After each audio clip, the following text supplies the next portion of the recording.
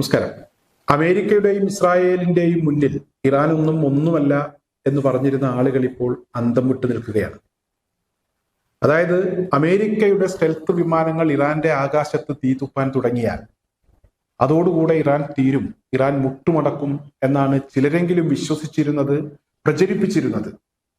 എന്നാൽ ഇപ്പോൾ അമേരിക്ക എന്ന് പറയുന്ന ലോക പോലീസ്, ഇസ്രായേൽ എന്ന് പറയുന്ന അമേരിക്കയുടെ ഏറ്റവും വേണ്ടപ്പെട്ട രാജ്യം, അവരിപ്പോൾ മുട്ടിലിഴയുന്ന കാഴ്ചയാണ് നമുക്ക് കാണാൻ കഴിയുന്നത്.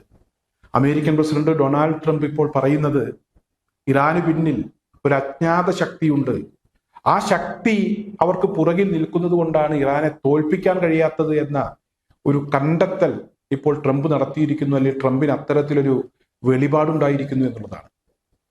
അതായത് സിറിയയിലെ ബഷറുൽ അസദ് ഭരണകൂടത്തെ അട്ടിമറിച്ച് ഒരു പുതിയ ഭരണ സംവിധാനത്തെ സിറിയയിൽ കൊണ്ടുവന്നത് സിറിയ വഴിയുള്ള ലെബനോനിലേക്കുള്ള ആയുധക്കടത്ത് തടയുന്നതിനായിരുന്നു. ലെബനോനിലെ ഹിസ്ബുള്ളക്ക് ആയുധത്തിന് വല്ല ക്ഷാമവുമുണ്ടോ? അമേരിക്കയുടെ കണ്ണുവെട്ടിച്ച് ലെബനോനിലെ ഹിസ്ബുള്ളക്ക് ആവശ്യത്തിലധികം ആയുധങ്ങൾ ഇപ്പോഴും എത്തുന്നുണ്ട്. ഓരോ ആക്രമണത്തിനും ഹിസ്ബുള്ള ഉപയോഗിക്കുന്നത് 100-ലധികം മിസൈലുകളാണ്. ഈ കഴിഞ്ഞ ദിവസങ്ങളിൽ വന്ന വാർത്തകളൊക്കെ പരിശോധിച്ചാൽ അത് മനസ്സിലാക്കാൻ കഴിയും. ഹൂത്തികൾക്ക് ആയുധത്തിന് വല്ല ക്ഷാമവുമുണ്ടോ? ഇറാഖിലെ ഇറാനെ പിന്തുണയ്ക്കുന്ന വിഭാഗങ്ങൾക്ക് ആയുധങ്ങൾക്ക് വല്ല ക്ഷാമവുമുണ്ടോ? അമേരിക്കയുടെ റഡാറുകളുടെ, ഇസ്രായേലിന്റെ ചാരക്കണ്ണുകളെ വെട്ടിച്ച് ഇറാന്റെ ആയുധങ്ങളൊക്കെ അവരുദ്ദേശിച്ച സ്ഥലങ്ങളിൽ എത്തിക്കാൻ അവർക്ക് ഇപ്പോഴും കഴിയുന്നു. മാത്രമല്ല, അവർ കഴിഞ്ഞ ദിവസം പറഞ്ഞ ഒരു കാര്യം കൂടെ ഇവിടെ വളരെ ശ്രദ്ധേയമാണ്. ഞങ്ങൾ രാജ്യ സുരക്ഷയുമായി ബന്ധപ്പെട്ടൊരു വിട്ടുവീഴ്ചയ്ക്കും തയ്യാറല്ല. ഞങ്ങളെ സംബന്ധിച്ചിടത്തോളം ഞങ്ങൾക്ക് ചെയ്യാൻ കഴിയുന്നതൊക്കെ ഞങ്ങൾ ചെയ്യും. ഇറാന്റെ പ്രസിഡന്റ് മസൂദ് പെസഷ്കിയാനാണ് പറഞ്ഞത്.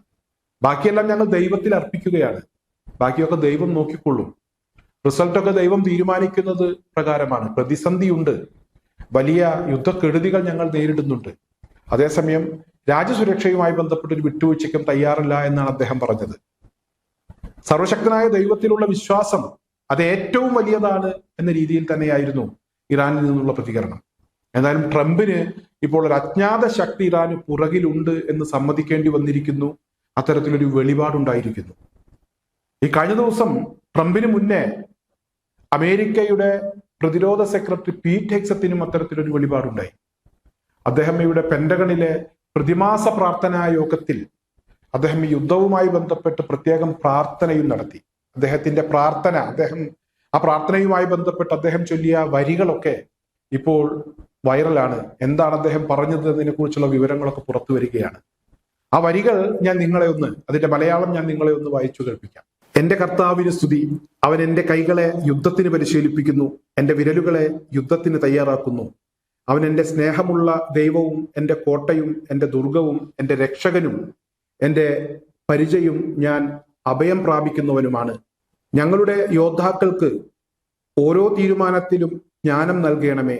മുന്നിലുള്ള പരീക്ഷണങ്ങൾക്ക് ക്ഷമയും ദീർഘസഹനവും നൽകണമേ. അവരുടെ ഐക്യം ഭേദമില്ലാത്തതാക്കണമേ. നീതിയുടെ ശത്രുക്കൾക്കും നമ്മുടെ മഹത്തായ രാജ്യത്തിന്റെ ശത്രുക്കൾക്കുമെതിരെ ഓരോ റൗണ്ടിലും ലക്ഷ്യത്തിലെത്തട്ടെ. അവർക്ക് ക്ഷമയർഹിക്കാത്തവരോട് അതിശയകരമായ അക്രമത്തിന്റെ പ്രവർത്തനം നൽകണമേ. ദൈവമേ, ഞങ്ങളുടെ യോദ്ധാക്കൾക്ക് അടിയുറച്ച ശക്തിയും അഭയവും നൽകണമേ. നമ്മുടെ മാതൃഭൂമിയിൽ അവർക്ക് ഭേദമില്ലാത്ത സംരക്ഷണം നൽകണമേ.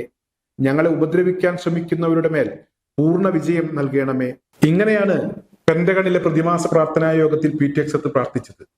ഇറാനിലെ മതഭരണകൂടത്തിൽ നിന്ന് അവിടുത്തെ സാധാരണ പൗരന്മാരെ രക്ഷപ്പെടുത്തുന്നതിനു വേണ്ടി യുദ്ധം ചെയ്യാൻ ഇറങ്ങിയ അമേരിക്കയും ഇസ്രായേലും അവരിപ്പോൾ ദൈവത്തിൽ അഭയം തേടിയിരിക്കുന്നു. അവർക്ക് മറ്റു വഴികളില്ല. ചില പുതിയ വെളിപാടുകൾ അവർക്കുണ്ടായിരിക്കുന്നു. എന്തായാലും വരും ദിവസങ്ങളിൽ ഇനി ഏതൊക്കെ രീതിയിലുള്ള പ്രാർത്ഥനകൾ, ആരൊക്കെ ദൈവത്തിൽ അഭയം തേടും, ആരൊക്കെ പ്രാർത്ഥിക്കും എന്ന് നമുക്ക് കാത്തിരുന്നു കാണാം.